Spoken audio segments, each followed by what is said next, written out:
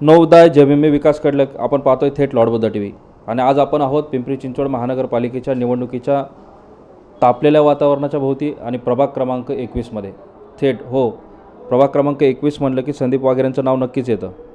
पण भारतीय जनता पार्टीत इन्कमिंग चालू असताना भारतीय जनता पार्टीला सोडून राष्ट्रवादीमध्ये प्रवेश करून त्यांनी जो जोर दाखवला आहे ती चर्चा संपूर्ण प्रभागात नाही तर संपूर्ण शहरात पांगली.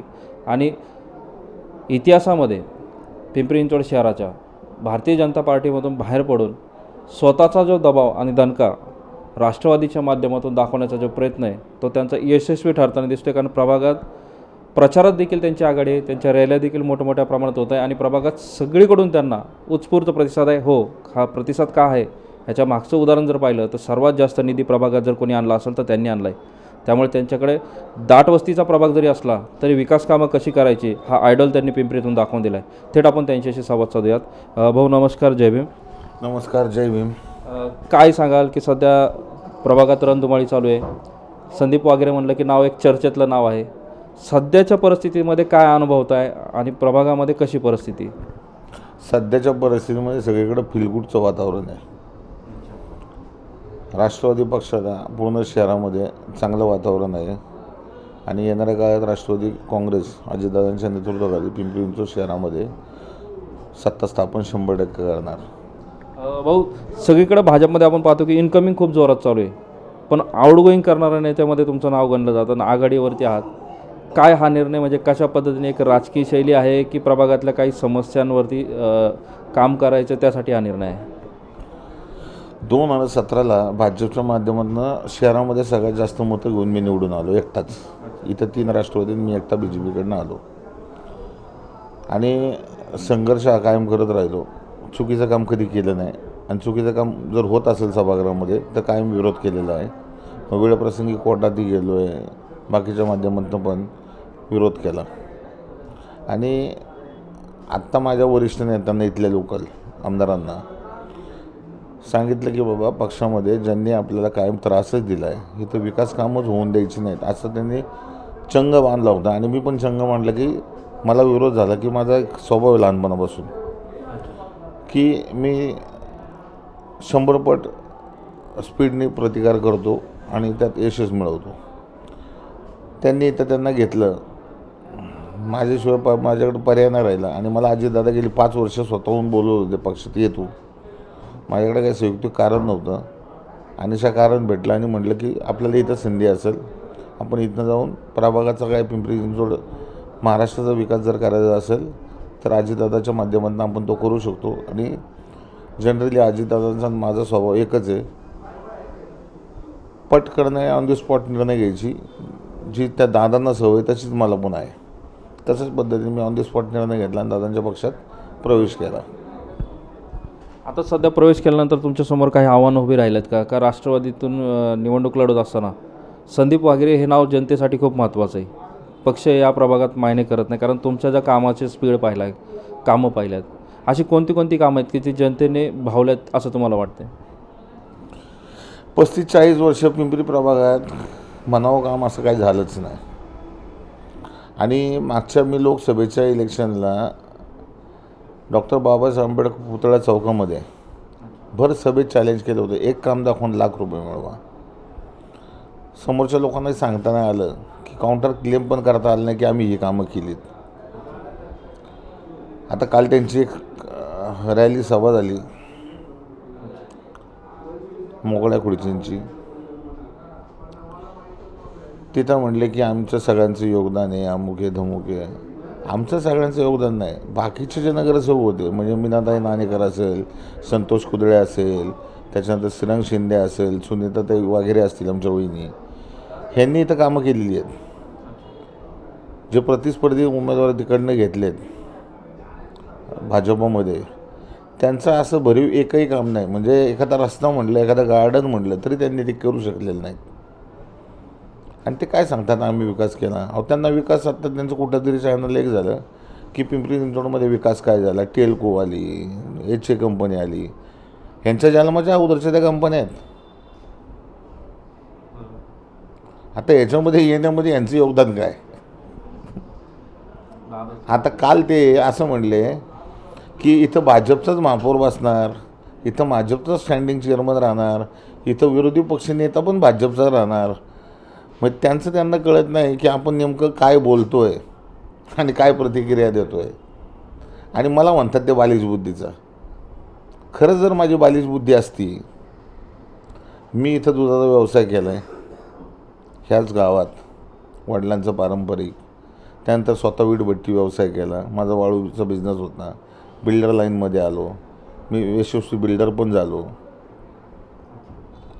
आणि समाजकार्याची लहानपणापासून आवड होती. शिवजयंतीच्या माध्यमातून मला गणेश उत्सव, गणपती मंडळ आवड होती. बस स्वतःच्या पैशाने मी काही सगळी विकास कामं करू शकत नव्हतो. इथं त्यांच्या घरासमोर महालक्ष्मी मर्याईचं मंदिर होतं, ग्रामदैवत, कचरकुंडी होती तिथं. मग गणपत वगैरे इथं अध्यक्ष होते, त्यांच्याकडनं मी 5 मंदिरांच्या सहाय्या घेतल्या. महालक्ष्मी मंदिराचा जीर्णोद्धार केला, शीतळादेवी मंदिराचा जीर्णोद्धार केला. त्याच्यानंतर निवडून आल्यानंतर भैरवनाथ मंदिर महापालिकेच्या माध्यमातून, म्हणजे ती बहुउद्देशीय इमारत म्हणून त्यावेळेला ती सँक्शन होती.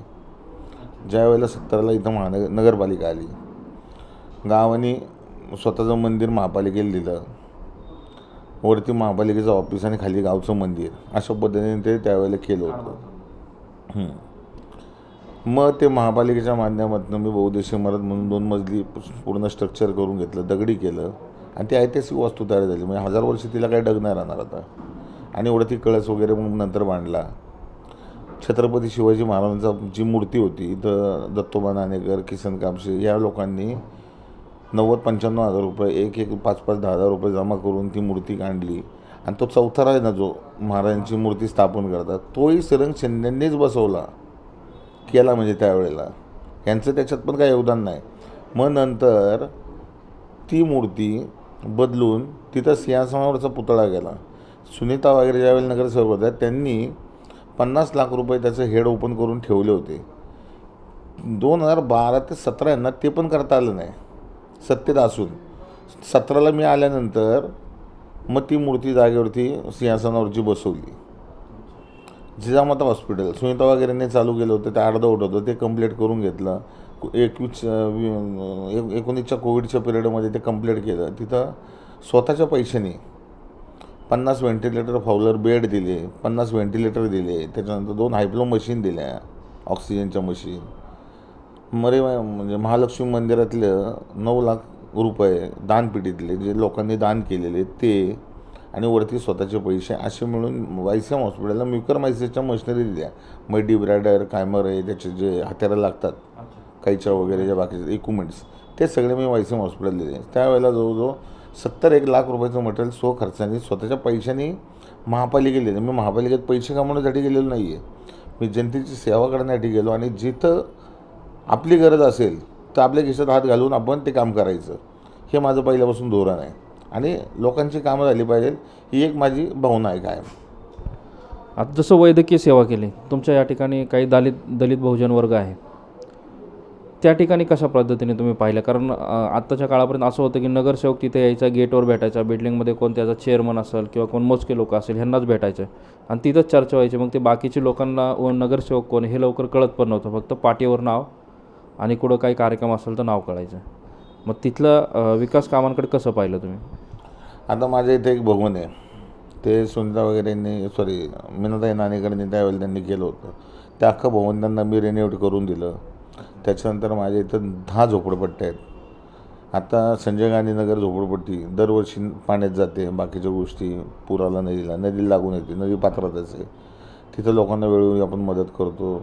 मिलिंद नगर ड्रेनेज लाईन असेल, स्ट्रॉम लाईन असेल, पाण्याच्या टाक्या लिकेज असतील, तिथं लाईट असेल, ह्या सगळ्या गोष्टी बलदेवनगरमध्ये, शास्त्रीनगरमध्ये, बौद्धनगरमध्ये, सुभाषनगरमध्ये गणपती मंदिर करून दिलं. परत वाल्मिकी समाजाचं महर्षी वाल्मिकींचं एक मंदिर करून दिलं. म्हणजे वेगवेगळ्या माध्यमातून. आणि हे दलित नाही आहेत, हे लोकांनी निर्माण केलेले. छत्रपती शिवाजी महाराजांच्या काळात 18 पगड 12 बलुती बरोबर होतं म्हणून ते स्वराज्य निर्माण करू शकले. मी एखाद्या दलिताच्या घरी जरी गेलो तर त्याच्या बाबा घरी मी चहा पाणी तरी घेतो, पण जातीभेद पाळणारी दुसरी लोक आहेत, ती लोकांना माहिती आहेत कोण आहेत ती. म्हणजे 12 बलुतेदार जसे महाराजांसोबत होते तसे तुमच्याबरोबर देखील असं ही भावना धरून तुम्ही काम करताय. अत्यंत महत्त्वाची गोष्ट आहे. कारण जर पाहिलं आपण की विकासाच्या दृष्टीने जर पाहिलं तर सर्व कामं, मेरिट, बजेट एवढंच सांगत राहतात. पण तुमच्याकडे बोलताना आता जाणवते की कामाविषयी व्यतिरिक्त तुमच्याकडे काहीच बोलायला नाही. कारण काम, काम, काम. कारण जनतेची सेवा एवढंच तुमच्या माध्यमातून दिसतंय. असं कोणतं काम आहे जे करताना तुम्हाला असं भावलं आहे आणि ते भावल्यानंतर तुम्हाला असं वाटलं की मी ते काम केल्यामुळं मला आज आनंद वाटतो आहे? म्हणजे असे आरोग्यविषयक असेल किंवा एखाद्या वस्तीतलं असेल किंवा असं कोणतं काम आहे की जे तुम्हाला केल्यानंतर इतकं भावलं की तुम्हाला असं वाटलं की मी नगरसेवक झाल्याचं सार्थ झालं आहे? कोविड पिरियडमध्ये मी जी लोकांना ऑन फील्ड 24 तास मदत केली बरं. म्हणजे मी त्यावेळेला विचार नाही केला की बाबा हा कुठनं आला आणि काय आला आहे.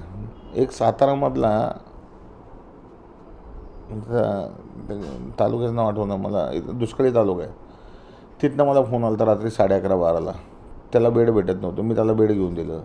त्याच्यानंतर एक कराडचे पाटील म्हणून फॅमिली आहे, तो त्याच्या आईला कराडमधनं इकडे घेऊन आला. तिचं ऑक्सिजन लेवल 45 होती. त्या माऊलीला 6 महिने ऑक्सिजन सिलेंडरवरती आपण जगवलं आणि ती माऊली आता व्यवस्थित आहे. त्यानंतर एक माझा मित्र शिवशंकर स्वामी गोरक्षक आहे, त्याच्या आईची पण अशीच परिस्थिती होती. त्या माऊलीला पण आज जगवलं, म्हणजे मदत केली किंवा देवकृपेने ती वाचली, त्यांची पुण्य आहे. फक्त आपण हातभारा लावला. छत्रपती शिवाजी महाराजांची मूर्ती, म्हणजे हे आपलं हिंदुस्थानचं अर्धे दैवत आणि मी त्यांना कायम लहानपणापासून मानत आलो आणि डोळ्यापुढे त्यांचाच आदर्श आहे आणि त्या आदर्शावरतीच आपलं वाटचाल चालू आहे. म्हणजे अभिमानाची गोष्ट आहे की महापुरुषांचे विचार घेऊन तुम्ही चालताय तरी. अनेक वेळा आपण पाहतो की नगरसेवक फक्त महापुरुषांचं नाव घेतात आणि फोटोपुरते मर्यादित राहतात. मला एक गोष्ट सांगा की डॉक्टर बाबासाहेब आंबेडकरांचा पिंपरीतला पुतळा आहे. बाबासाहेबांच्या पुतळ्यावर आंदोलन भरपूर बघितले. आंदोलनाव्यतिरिक्त असं बाबासाहेबांच्या माध्यमातून तुमच्या माध्यमातून घडलेली अशी काय कामं आहेत की जनतेला आपण सांगू शकतो? आता आंदोलन करणारी लोक ती कोण आहेत, काय आहे ते तुम्हाला माहिती आहे आणि कशासाठी आंदोलन करतात. त्यांच्या मागण्या, डिमांड बाकीच्या ज्या काय असतील त्या पूर्ण झाल्या की आंदोलन थांबतं. मी तरी अजूनपर्यंत असं डॉक्टर बाबासाहेब आंबेडकर पुतळ्यांच्या इथे जाऊन काय आंदोलन वगैरे केलं नाही. ती एवढी महान व्यक्ती आहे, ज्यांनी संविधान दिलं आपल्या भारताला, त्यांनी सगळ्या जाती धर्माचा विचार करून छत्रपती शिवाजी महाराजांचं स्वराज्य त्यांच्या डोळ्यापुढं होतं आणि त्याच्या पद्धतीने त्यांनी आपलं संविधान लिहिलेलं आहे. म्हणजे किती दूरदृष्टी असलेली व्यक्तिमत्व आहे ते. पण एका जातीपुरता मर्यादित करून त्यांचं कर्तृत्व संकुचित करून घेतलं आहे. तसं नाही केलं पाहिजे. डॉक्टर बाबासाहेब आंबेडकर एका जातीचे नाहीत, सर्व भारतवर्षाचे आहेत. काय सांगाल की आता निवडणूक आहे, येत्या 15 तारखेला मतदान, हा लोकशाहीचा उत्सव मानला जातो.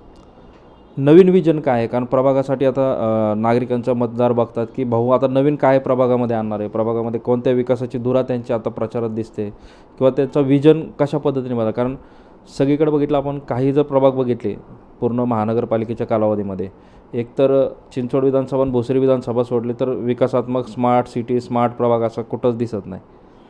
जे काय विकास कामं झाल्या ती मोजक्या 2 प्रभागात झाली. अशी चर्चा वारंवार पालिकेमध्ये, सभागृहामध्ये वारंवार झाली. तुमचे आंदोलनं देखील झाली निधींसाठी, तुम्ही ते निधी मिळवला देखील, कामं देखील झाली. पण काय विजन आहे आता पुढचं सध्या? आता हे शहर हायवेच्या अलीकडे, हायवेच्या पलीकडे असं डिवाईड झालेलं आहे. हे पहिल्यापासून तुम्ही पत्रकारात तुम्हालाही माहिती आहे, त्यात वेगळं मी काय बोलायची गरज नाही आहे. इथं नदी सुधार झाला पाहिजे.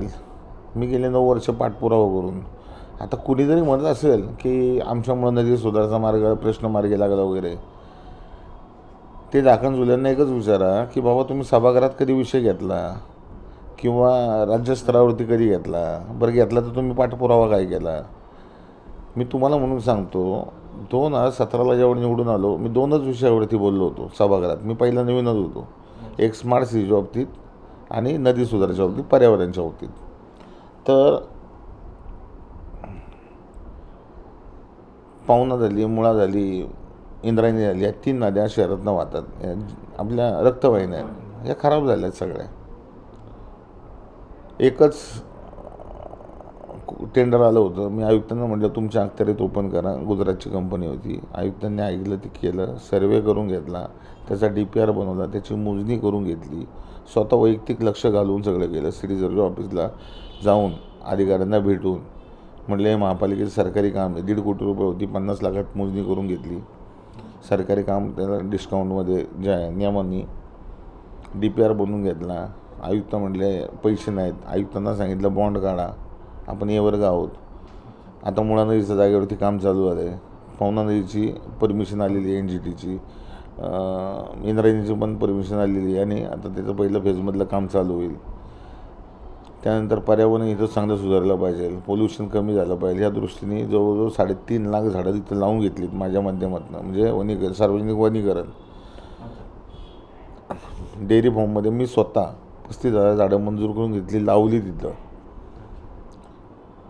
आता शहराच्या दृष्टीने सर्वात महत्त्वाचा एक विषय पाण्याचा, जे अजितदादांनी 2016ला 267 MLD भामा आसखेडमधनं मंजूर केलं होतं, ते अजून 9-10 वर्ष आले, ह्यांना पूर्ण क्षमतेने घेता नाही आलं. त्यावेळेला मला चांगलं म्हणजे माहिती आहे, म्हणजे सगळ्या बुकमध्ये, पुस्तकांमध्ये याच्यात आहे, ऑन द रेकॉर्ड आहे. पुन्हा महापालिका, पिंपरी चिंचवड महापालिकेला प्रस्ताव दिला होता, आपण भामा आसखेडमधनं पाणी उचलू, तुमचं पाणी तुम्ही घ्या, आमचं पाणी आम्ही घेतो. इथल्या राजकारण्यांना काही 4 पैसे खायचे होते, ते म्हटले तुम्ही तुमची पाईपलाईन टाका, आम्ही आमची पाईपलाईन टाकतो. एकत्रच मोठ्या डायमीटरची पाईपलाईन आली असती, बाबा तुमचं 200 MLD तुम्ही घ्या, आमचं 267 MLD आम्ही घेतो. हां, आत्तापर्यंत काम मार्गाला लागलं असतं. पुन्हा महापालिकेने 2020मध्येच पाणी नेलं तिथं, 21मध्ये त्यांचं पाणी चालू झालं, म्हणजे वाघोली वगैरे त्या भागात. अजून आपल्याला 50 MLD पाणी उचलतो आपण, बाकीचं पाणी अजून उचलायचं आहे. पूर्ण क्षमतेने इथल्या नेते मंडळींना काम करता आलंच नाही. फक्त टेंडर काढायचं, टेंडरची अमाऊंट कशी वाढवायची आणि आपली घरं कशी भरायची, एवढंच आजपर्यंत बघितलं. बंद पाईपलाईन जी पवना धरणातनं घ्यायची होती. एक चक्रम डोक्याचे आपले एक्झिक्युटिव्ह इंजिनियर होते तांबे, रामदास तांबे, त्या काळात, म्हणजे त्यांनी पूर्ण जागा ताब्यात नाही, काय नाही, बाकीचे शेतकऱ्यांशी बोलले नाही. त्यानंतर तो गोळीबार झाला आणि बाकीचे 3 शेतकरी गेले. सामोपचाराने तो विषय मिटला असता. बाबा इथं 68 हे लिफ्ट इरिगेशन आहे, त्यांना त्या इरिगेशनमुळे शेताला पाणी लागते, ते दिलं असतं. आपल्याला बंद पाईपलाईनने पाणी घेतलं असतं. आज 1,500 क्युसेसनी पाणी सोडलं तर आपण त्यातनं फक्त 530 MLD पाणी उचलतो. 1,500 MLD पाणी रोज सोडतात आणि 530 उचलतो, म्हणजे 970 MLD पाणी नदीतनं असंच जाते. ते गटारगंगा म्हणून वाहून जाते, खराब पाणी त्याच्यातून मिसळतं आहे. म्हणजे 100 लिटरमध्ये 1 लिटर जरी घाण पाणी टाकलं ते घाणच होतं. हे साधं नॉलेज आहे. आणि त्या ह्याला इरिगेशनला जरी पाणी दिलं असतं आणि बाकीच्या गोष्टी आपल्याला करता आल्या असं बंद पाईपलाईननी. पण हे समजून सांगणं आणि ते करून घेणं राजकारण्यांनाही जमलं नाही, अधिकाऱ्यांनाही जमलं नाही, आणि नुसते वाद घालायला बसले मावळ आणि पिंपरी चिंचवड. सामोपचाराने तो विषय मिटला असता, पण तो मिटवायचं धोरण कधी कुणी घेतलंच नाही. आणि ते बंद पाईपलाईनचं पाणी अजूनपर्यंत पिंपरी चिंचवड शहराला आलं नाही. नंतर मग ते म्हटले की आपण शिवणे गावात डॅम करून तिथनं पाणी उचलू, म्हणजे मुंगेरीलाल की हसीन सपने अजून शहराला कायम दाखवतच आलेले. ते जे प्रॉपर आणि प्रॅक्टिकल काम केलं पाहिजे ह्या शहरासाठी कुणीच करू शकलं नाही. अजितदादा एक करत होते, पण इथल्या नेते मंडळींची त्यांना म्हणावं अशी साथ भेटत नव्हती, किंवा नेते मंडळींचा IQ पण त्या लेवलचा नव्हता. मी दादांना असाच प्रश्न केला होता, म्हटलं दादा तुम्ही ही लोकं तुमच्याबरोबर अशी घेतली का? एकदा आम्ही होतो बरोबर. ते म्हटले नाही, मी 91ला या शहरात आलो आणि ही लोकं पहिल्यापासून मोठ्या साहेबांबरोबर होती, त्यामुळं. अहो म्हटलं दादा ह्यांना तेवढी समजही नाही, काय नाही, पण तुम्ही चांगली लोकं त्यावेळेला थांबून धरली आणि ह्यांना तुम्ही पुढं आणलात, त्यामुळं शहराची जशी म्हणावं अशी विकासात्मक वाटचाल झाली नाही. आणि जी काय तुम्ही डेव्हलपमेंट केली, म्हणजे 2006ला ग्रेड सेपरेट केला, हायवे 61 मीटरचा करून घेतला, बाकीचा औंध रावेत रोड असेल, इथं नाशिक पाटीचा ब्रिज असेल डबल मजली, हे जी काही कामं केली हे दादांना. आणि पुण्यापेक्षा पिंपरी चिंचवडचे रस्ते चांगले आहेत. पण आत्ता BJPच्या माध्यमातून काय करण्यात आलं, जे मोठे रस्ते होते ते फुटपाथ वगैरे अर्बन स्ट्रीटच्या नावाखाली सुईच्या भोका एवढे करून ठेवलेत. 7.5 मीटरचा कॅरेजवे ठेवला.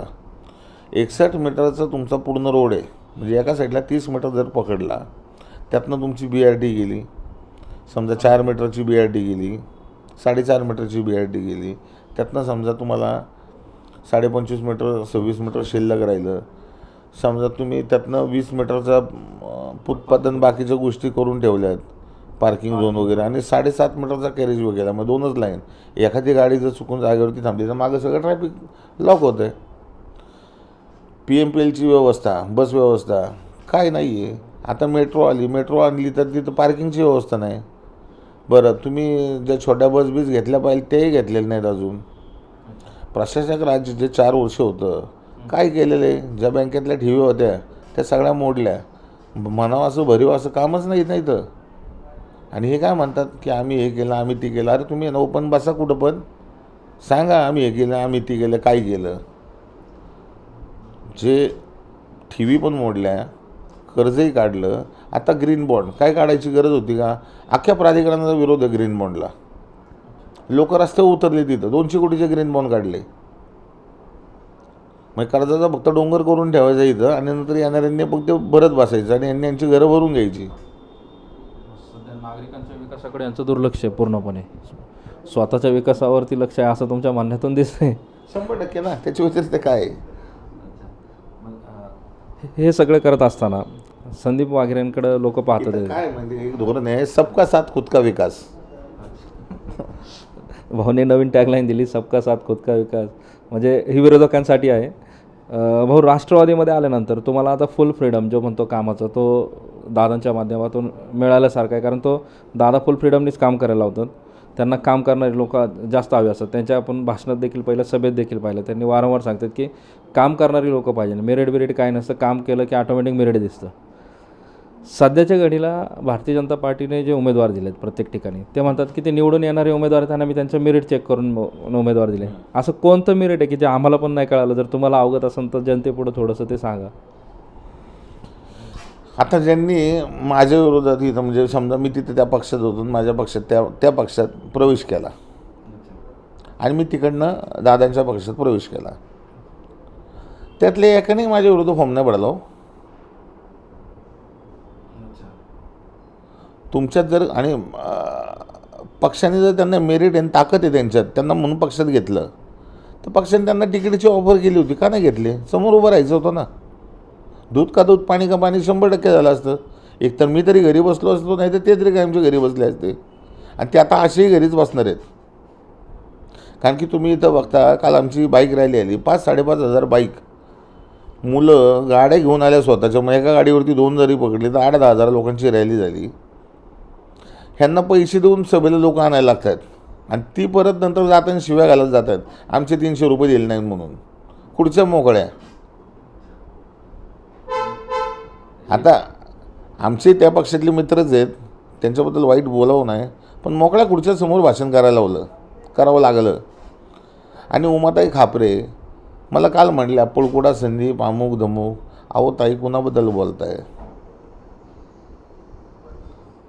जनतेतनं तुम्ही निवडून येऊन आमदार व्हा ना. आम्ही तरी जनतेच्या सामोरे जातोय आणि मतं मागतोय. मैं खैरात में मिली भीख से आप अमीर हो गए क्या?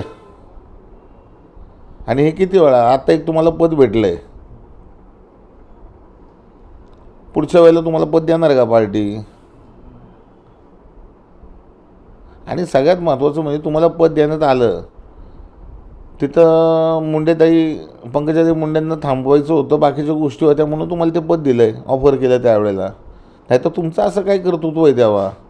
तुम्ही 10 वर्ष तर नगरसेवक होता, चिंचवडसाठी तुम्ही काय केलं आहे? मी तरी माझ्या छाती टोकपणे सांगू शकतो की मी पिंपरी चिंचवडसाठी ही कामं केली. हा रेल्वे उड्डाण पूल तो मंजूर करून आणला, तो केला. पार त्याच्या म्हणजे डेअरी फॉर्म कर्नलपासून, डेअरीच्या कर्नलपासून इस्टेट ऑफिस खडकी, DO पुण्यात, नंतर सदन कमांड, मुंबई मंत्रालय, MOD मिनिस्टर ऑफ डिफेन्स, त्यानंतर मंत्रालय, निर्मला सीतारामन यांना भेटून त्या गोष्टी सोपस्कर पूर्ण केले. त्यानंतर राजनाथ सिंग साहेबांकडनं ते पत्र सही करून घेतले आणि जागेवरती पूल चालू केला. पिंपरी आणि पिंपळे सौदागर पॅरलल ब्रिज मंजूर करून घेतला. 2 स्मशानभूमी केल्या, 3 गार्डन केले, 2 प्लेग्राऊंड केले मंजूर. हायमज दिवे बसवले, CCTV कॅमेरे बसवले, हे प्रत्येक गोष्टीला भांडणं करून केलेलं आहे. हे काय सहजासहजी भेटलेलं नाही मला. इथल्या स्थानिक नेत्यांनी आमच्याच पक्षातल्या त्यावेळेच्या माझ्या पक्षातल्या वरिष्ठ नेत्यांना सांगितलं की इथली पिंपरीतली कामच झाली नाही पाहिजे. संदीप वाघरेला एकही पद भेटलं नाही पाहिजे. अरे नका देऊ मला पद, मी काय पदासाठी थोडी आलो, जनतेने मला नगरसेवक केलं आहे. जर तुमच्या पक्षाची खरंच एवढी ताकद होती तर चारी निवडून आले पाहिजे होते. मग आता इथं कसं राष्ट्रवादी 4 निवडून येणार आहेत.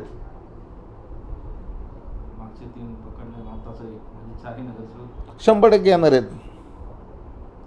विजन काय आहे सध्या? कारण अनेक कामं तुम्ही जसं की आता सांगितली, पुढं भविष्यात कारण दाट सिटीचा प्रभाग आहे, मुख्य कामं तर मार्गी लागलेत, पुढे अजून काही कामं मार्गी लागतील तुमच्यामध्ये, पण दाट वस्तीचा प्रभाग आहे, कारण तिथं काम करणं खूप अवघड होतं. कारण ह्याच्या घरापुढं काय केलं की तो उठतो, त्याच्या घरापुढं केलं की हा उठतो, असे दाट वस्तीतली काही जी आहेत कौंडळ तर सुरू होते. ह्या कौंडळीत काम करायचे कशा पद्धतीने विजन असणार आहे? हे बघा, आता इथं मी बरेचसे DP रोड जे झाले नव्हते आज सुद्धा, ज्याच्या पलीकडच्या बाजूचा रोड किती वर्ष ताब्यात नव्हता, तो घेतला, केला, प्लेग्राऊंड केलं. आता सगळ्यात महत्त्वाचं हे पिंपरी मार्केट आहे, इथं पार्किंगची व्यवस्था पाहिजे. त्याच्यासाठी मी स्वतः नवीन DPमध्ये आता चालू आहे. त्याच्यामुळे डालकोच्या जागेमध्ये म्हणजे साई चौकाच्या पुढं 2.5 एकरमध्ये रिझर्वेशन क्रिएट करून घेतलं. त्यानंतर आपला यांचा पुतळा आहे, मूर्ती अहिल्याबाई होळकर, तिथं 2 एकरचं मी रिझर्वेशन स्वतः टाकून घेतलं आहे. गरवारेच्या जागेत 2 एकरचं रिझर्वेशन पार्किंगचं टाकून घेतलं आहे. साधूवासनी जे मार्केट आहे ते पार्किंगचं रिझर्वेशन आहे. त्यानंतर मंडईचं ते एक पार्किंगचं रिझर्वेशन आहे. हे सगळे रिझर्वेशन डेव्हलप करून घ्यायचे. पॅन पार्कमध्ये तिथं गाड्या लावण्यासाठी, बाकीच्या गोष्टीसाठी हे पिंपरी पुरतं झालं मर्यादित. असंच मेट्रोच्या आजूबाजूला कुठं ज्या रिझर्वेशनच्या जागा असतील किंवा I2R MIDCच्या जागा आल्या असतील पालिकेत, आणि त्यावेळेला इथं धोरण असं चुकलं की I2Rच्या जागा ज्या 5% यायला पाहिजे तर कुठंतरी कोपऱ्यात तिकडे घेतल्या, मेन रोडला घेतल्या पाहिजे होत्या. ते धोरण ठरवून बाकीच्या गोष्टी करून पार्किंगची व्यवस्था करता येईल. आणि क्लस्टर डेव्हलपमेंट पिंपरी कॅम्प हे करणं गरजेचं आहे. त्या हिशोबाने समजा एखाद्याचं 1000 फुटाचं दुकान असेल त्याला 2000 फुटाचं दुकान दिलं, वरती मल्टी स्टोरी पार्किंग वगैरे केलं तर ते होऊ शकतं. हे डोक्यात विजन आहे आणि ह्या पद्धतीने 100% मी काम करणार. कारण इथून मागं काम केलेलं आहे आणि इथून पुढं पण 100% करणार, कारण मला माझ्या कामावरती विश्वास आहे. हो, एक प्रश्न आहे. आता सिंधी लोकांचं मतदान तुम्हाला आहे, सिंधीचे उमेदवार देखील तुमच्यासोबत आहे. ह्या लोकांचे काही जी घरं झालेत ज्या सुरुवातीला दिल्यात, त्यांचा काही प्रॉपर्टी कार्डचा विषय आहे, सातबाऱ्याचा विषय आहे, त्याकडं अनेक काळापासून दुर्लक्ष होतं आहे. मागील जे आमदार होते तुमच्या म्हणजे मित्रपक्षाचे, त्यांनी देखील त्यात लक्ष घातलं होतं, त्यांनी त्याच्यावरती काम देखील केलं होतं, पण त्याच्यानंतर ते कुठंतरी रखडताना दिसतं आहे. आणि त्या लोकांची भरपूर दिवसापासून मागणी आहे की त्यांच्या जे घरं आहेत ते प्रॉपर्टी कार्ड किंवा सातबारा ह्याचा हा विषय मिटावा म्हणून. ते लोक साधारणपणे 1947ला आपला देश स्वतंत्र झाला त्यावेळेला सिंधी बांधव अख्ख्या भारतामध्ये 300 कॅम्पमध्ये डिवाइड झाले पूर्ण. कारण त्यांचा सिंध प्रांत होता, नंतर मग ते विस्थापित झाले, म्हणजे निर्वासित म्हणून आले इथं. मग महाराष्ट्रात पण धुळ्यामध्ये पण आहे, नागपूरला आहेत, मुंबईला आहेत, पनवेलला आहेत, त्याच्यानंतर उल्हासनगरला आहेत, दौंडला आहेत, कोल्हापूरला, अशा बऱ्याच सोलापूर वगैरे ह्या ठिकाणी असे ऑल ओव्हर इंडियामध्ये हे स्थायिक झाले. मग इथं त्यावेळेला ती लोकं आली तर इथं जी मिलिटरी जागा होती, इंग्रज देश सोडून गेले, मिलिटरी जागा त्यातली 200 एकर जागा ही मिलिटरी कॅम्पसाठी देण्यात आली, मग कॅम्प कमांडरच्या अंडरमधनं. आणि त्या जागेला सनद आहे, ती सनद बऱ्याचशा लोकांना भेटलेली नाही आहे, ती सनद पण आपण त्यांना घेऊन देऊ. नक्कीच भाऊ, तुमच्या माध्यमातून बोलून खूप आनंद वाटला, कारण काम करणारा नगरसेवक भेटला की चर्चा करायला मजा येते. विषय असा आहे सध्याच्या घडीला की आता 15 तारखेला मतदान आहे, तुमचा पॅनल देखील आहे. काय, कारण लोकशाहीचा उत्सव आहे, 100% लोकांनी मतदान करावं आणि आपला हक्क बजवावा असं सर्वांना वाटतं. पण लोकशाहीचा उत्सव मनवण्यासाठी काही लोक त्याकडे टाळाटाळ करतात, काही लोक त्याला सुट्टी म्हणून बघतात. तर त्या लोकांनी मतदान करावं, आपले कार्यकर्ते असेल, सभागृहातले काही जुने मित्रमंडळी असेल, ह्या सर्वांनी हा लोकशाहीचा उत्सव मनवावा आणि आपला मतदानाचा हक्क बजावावा. ह्या उद्देशाने एक संदीप वाघेरे ह्या भारताचा नागरिक, ह्या प्रभागाचा नेता म्हणून काय आव्हान असेल? आमचा 4चा प्रभाग आहे, आमचा 4चा प्रभाग आहे. 4ही राष्ट्रवादीचे कॅन्डिडेट इथं बहुमताने निवडून द्या आणि पिंपरी चिंचवड शहरामध्ये जेवढे राष्ट्रवादीचे कॅन्डिडेट असतील सगळ्या मायबाप जनतेला एकच माझं विनंती आहे की ह्या वेळेला तुम्ही सर्वजण राष्ट्रवादीच्या निवडणुकीला जे उमेदवार उभे राहिलेले आहेत त्यांनाच भरघोस मतांनी निवडून द्या. इथून मागचे तुम्ही 8-9 वर्ष पाहिलेले आहेत कशा पद्धतीने कारभार चालला आणि कसा नाही चालला. तुम्हाला एक संधी आलेली आहे की 5 वर्ष परत राष्ट्रवादीच्या हातामध्ये सत्ता देऊन पहा आणि मी तिथं त्यावेळेला राष्ट्रवादीचा एक प्रतिनिधी म्हणून असेल, जनतेचा प्रतिनिधी म्हणून असेल, राष्ट्रवादी पक्षाचा कार्यकर्ता असेल. मी तिथं चुकीचं काम होऊन देणार नाही. इथंही जेव्हा होत होतं तेव्हा मी ते थांबवण्याचा पुरेपूर प्रयत्न केला, पण माझी कुठेतरी ताकद तिथं कमी पडली. पण अजितदादांच्या नेतृत्वाखाली आणि त्यांच्या सहकार्याने 100% या शहराचा भविष्यात चांगला आणि उज्ज्वल विकास करू एवढी मी तुम्हाला हमी आणि गॅरंटी देतो. पण मायबाप जनतेला एक माझी नम्र विनंती आहे, येणाऱ्या काळामध्ये राष्ट्रवादी काँग्रेसची सत्ता ही महापालिकेमध्ये आणा आणि जे जे निवडणुकीला उभे आहेत कॅन्डिडेट त्यांना सर्वांना भरघोस मतांनी निवडून द्या. एवढंच मी आपल्याकडनं एक मागणं मागतो आणि हे मागणं तुम्ही जनता माझं पूर्ण कराल ही मला ईश्वरचरणी पूर्ण माझा श्रद्धा आहे जी, त्या हिशोबाने मी बोलतो आहे की तुम्ही हे मागणं 100% पूर्ण कराल. कारण की इथं रयतेचं राज्य आलं पाहिजे. जे छत्रपती शिवाजी महाराजांचं स्वप्न अभिप्रेत आहे ते आपल्याला पूर्ण करायचं आहे. त्या दृष्टीने आपण पाऊल टाकू. एवढं बोलून थांबतो. जय हिंद, जय महाराष्ट्र, जय राष्ट्रवादी. नक्कीच आपण पाहिलं की आपल्यासोबत संदीप वागेरे यांनी दिलखुलास जे आहे ते मनात रोखटोक बोलणारा नेता मी आज आपण लॉर्ड टीव्हीच्या माध्यमातून पाहतोय. अनेक कामं त्यांना मार्गी लावायची आहेत, पण जाता जाता मी लॉर्ड टीव्हीच्या माध्यमातून देखील आपल्याला आवाहन करतो की हा लोकशाहीचा उत्सव आहे. सर्वांनी आपला हक्क बजावा, मतदान करा. सध्या तरी मी ह्या ठिकाणी थांबतो, कारण आरोप प्रत्यारोप तर होणारच आहेत. पुन्हा एकदा आपण भावांशी चर्चा करणारच आहोत. सध्या तुर्तास मी ह्या ठिकाणीच विराम घेतो. मी Vikas Kadlak, lord Buddha TV, cameraman प्रतीकसह. जय भीम. आप देख रहे हैं लॉर्ड बुद्धा टीवी.